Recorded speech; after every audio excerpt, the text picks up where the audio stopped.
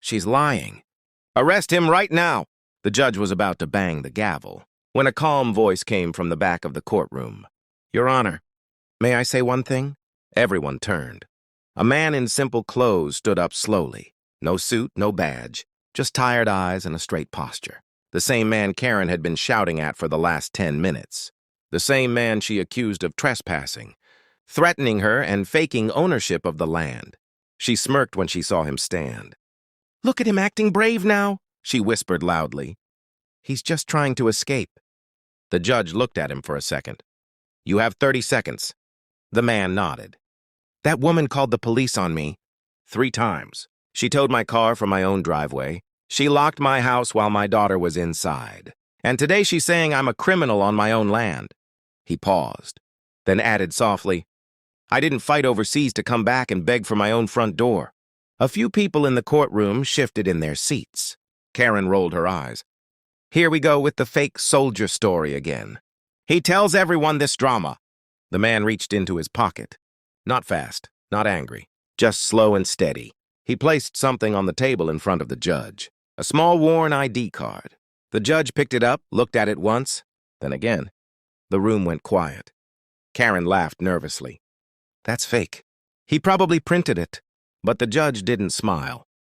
He didn't even look at Karen. He just said very calmly, Officer, lock the doors. And for the first time, Karen's face changed. Not angry, not proud, just confused, because she had no idea who she had really been messing with. The officer moved without asking questions. The heavy courtroom doors closed with a loud click. Karen turned around sharply. Why are the doors locked? She said, her voice suddenly higher. This is not allowed. I want to leave. The judge finally looked at her. His eyes were calm, but his tone wasn't. Sit down, ma'am. Karen hesitated for half a second, then slowly sat. Her lawyer leaned toward her. Just relax, it's probably nothing. But even he looked unsure now. The judge looked back at the man. You said you wanted 30 seconds. You may continue. The man took a breath. My name is Adam. I moved into that house 6 months ago. I paid in full. I have the deed. From day one, she told me I didn't belong there. She put fake HOA notices on my door. She fined me for parking my own car. Then she called the cops and said I was dangerous. Karen shook her head. He's twisting everything. He scared my son. I felt unsafe. Adam didn't even look at her. Your son wasn't home. You know that. You came alone with 2 men pretending to be security. You told my daughter she had 10 minutes to leave. A low murmur spread in the courtroom. Someone whispered, he has a kid? The judge raised his hand. Order. Then he looked at Adam again. Do you have proof? Adam nodded. Yes, sir. He reached into his bag and pulled out a small tablet. He handed it to the court officer, who walked it up to the judge. The screen showed clear video footage. Karen standing at Adam's front door, shouting. 2 men behind her wearing fake badges. Karen pointing at the house and saying, This is HOA property now. Karen's voice saying, If you don't leave, we'll take your child. Karen stood up so fast her chair fell. That video is edited. The judge didn't even look at her. He kept watching. The room was silent except for Karen's own voice echoing from the tablet. When the video ended, the judge slowly put the tablet down. Ma'am, do you understand how serious this is? Karen's face went pale. They provoked me. He was aggressive first. Adam finally looked at her. I was asleep. You kicked my door. Silence, thick and uncomfortable. The judge leaned back. Officer, bring in the report. Another officer walked in with a file. Sir, we checked the HOA records. She is no longer president. She was removed last year for misuse of. Adam shook his head. No, but I used to be. Karen laughed nervously. See, he admits it. Adam reached into his pocket again. This time he placed a folded document on the table. The judge opened it. His eyes changed instantly. The courtroom went dead silent. Karen froze. That's not true, the officer continued. And the HOA has no authority over that property. It's outside their boundary. Karen's lawyer slowly closed his notebook. He whispered, You told me you were still president. Karen looked at him speechless. Adam spoke again calmly. She also filed a false police report saying I was armed. The judge's eyebrows lifted slightly. Were you? Adam shook his head. No, but I used to be. Karen laughed nervously. See, he admits it. Adam reached into his pocket again. This time he placed a folded document on the table. The judge opened it. His eyes changed instantly. The courtroom went dead silent. The judge cleared his throat. You served 15 years? Adam nodded. Special operations, retired. A man in the audience whispered, Oh, damn. Karen swallowed. So what? That doesn't mean anything here. The judge looked at her slowly. It means he knows the law better than most people in this room. And it means lying about him being dangerous is even worse. Karen's hands started shaking. This is all being blown out of proportion. Adam smiled for the first time. But it wasn't a happy smile. You told the cops I had a weapon. 3 patrol cars showed up with guns drawn. My daughter was crying. She thought I was going to jail. The judge slammed the gavel. That is enough. Karen flinched. The judge turned to the officers. Run her name. Karen stood up again. You can't just... Sit down. They ran her name. The room waited. 1 minute, 2. The officer looked at the screen, then at the judge. Sir, there are multiple complaints. False reports. Impersonation. A restraining order from a previous. Neighborhood. A woman in the back whispered, She did this before? Karen's lawyer stood up slowly. Your Honor, I need a moment with my client.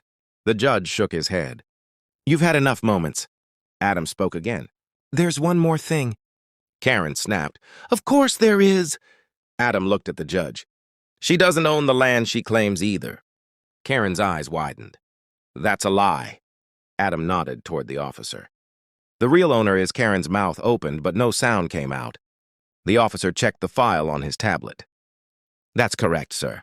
Foreclosure process started 6 months ago. A low wave of shock moved through the courtroom.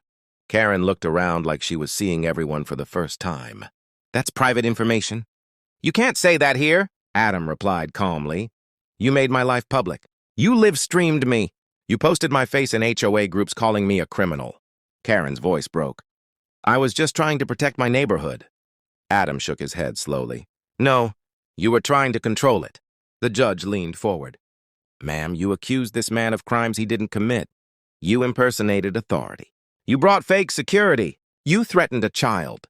And now we learn you don't even legally own the property you claimed power over. Karen whispered, This isn't fair. Adam looked at her, not angry. Just tired. Fair as my daughter sleeping without nightmares. The judge nodded. Officer, place her under arrest for false reporting and impersonation. Karen screamed, This is a setup! He planned this. The cuffs clicked. The sound echoed louder than anything else in the room. As they walked her out, Karen looked back at Adam one last time. You think you won? Adam replied softly. No. I just stopped losing. Outside the courtroom, reporters were already waiting, cameras flashing. Microphones pushing forward. One of them shouted, Sir, is it true you're a retired Army officer? Adam paused, looked straight into the camera. I didn't serve this country to be scared in my own house.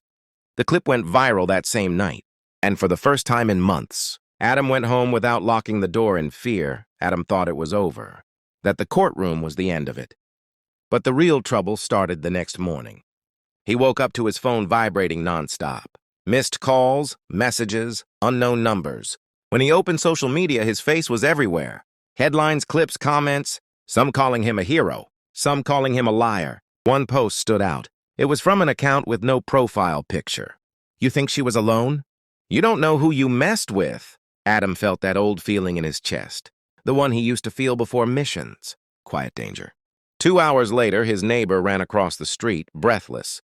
Adam, there are people outside your house. 3 black SUVs were parked near his driveway. No plates, tinted windows. 4 men standing outside talking on radios. Not cops, not media. Something else. Adam told his daughter to stay inside and locked the door. He stepped out slowly, hands visible. Can I help you? One of the men smiled. Too polite. Mr. Adam Miller, we just want to talk. About what? About Karen. Adam's eyes narrowed. She's in jail. The man nodded. Yes, and she's talking. Adam felt the twist hit his stomach.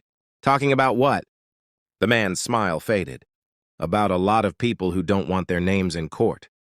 Another man added, she wasn't acting alone. The fake cops, the money, the threats, there's a whole group behind her. Adam stayed calm, then talked to the police. The first man leaned closer. We don't trust the police. We trust you. Adam laughed once, cold. Bad choice. The man's eyes hardened. You exposed her. That exposed us. Some people want you silent. The air went heavy. Adam said quietly, if you're here to scare me, you're late. I already lost my fear. The men exchanged looks. One of them spoke into his radio. Then he turned back to Adam. You have 24 hours to stop talking. No more interviews.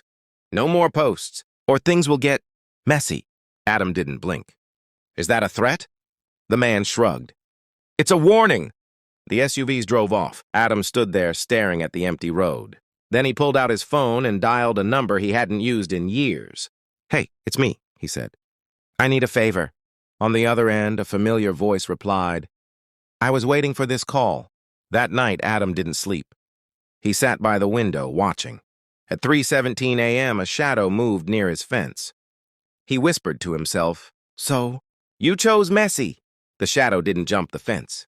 It stopped. Then another one appeared. And another. 3 figures moving slow, trying to stay quiet. Adam didn't turn on the lights. He didn't panic. He just picked up his phone and pressed one button. Within seconds, every light in the house turned on. The floodlights outside lit up the yard like daylight. Cameras rotated. Red dots blinked on every corner. A loud voice came from the speakers. You are on private property. Every move is being recorded. The police are already on the way. The shadows froze. One of them whispered, how did he know? Adam stepped outside, calm, hands in pockets. Because you're not the first people who tried this. One of the men pulled something from his jacket. Adam didn't flinch. Then blue and red lights flooded the street. 5 patrol cars, then more. Sirens, commands.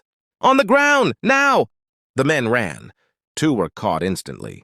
One tried to jump the fence and fell straight into Adam's neighbor's yard, where another camera caught everything. Later at the station, the truth finally came out.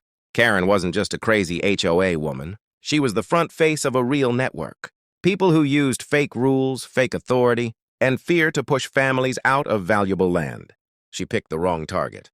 Because Adam wasn't just a retired soldier. He had quietly been working with a federal unit that tracks land fraud. The call he made that morning? It activated an investigation. Already waiting for proof, Karen's. Testimony didn't save her. It destroyed everyone behind her, lawyers, fake officers, even 2 local officials who had been helping her. All arrested, all exposed.